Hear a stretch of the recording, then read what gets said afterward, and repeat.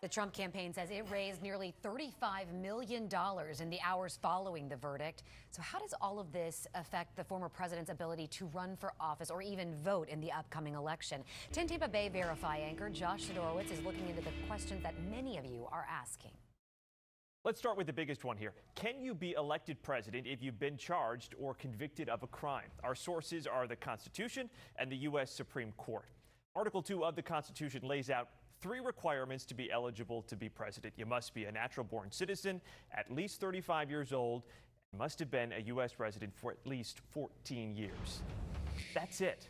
And the Supreme Court has also weighed in on this as well, ruling that neither Congress nor any state legislatures can add new requirements on top of what's already in the Constitution, unless it is done through a constitutional amendment.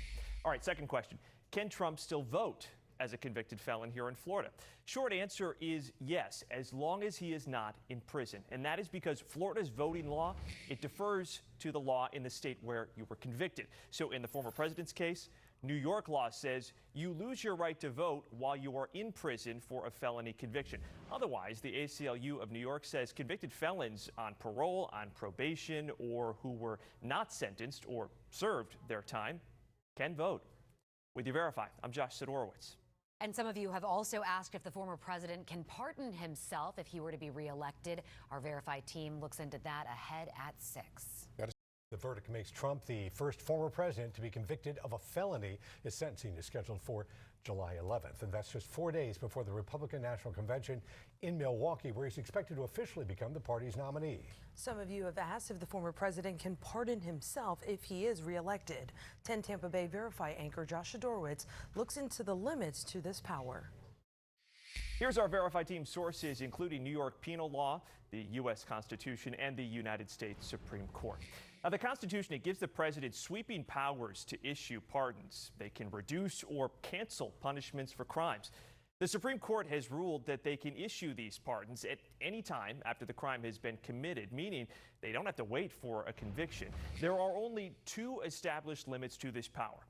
The president cannot unimpeach somebody, including themselves, and the power applies only to, quote, offenses against the United States, meaning federal crimes. Pardons for state crimes, those go through a different process, and that varies state by state, but it often involves the governor or some sort of pardon board. So, for the New York case for falsifying business records, we can verify Trump could not pardon himself if he gets reelected as president because, again, presidential pardons, they only apply to federal crimes. But the former president is still facing several ongoing federal criminal investigations.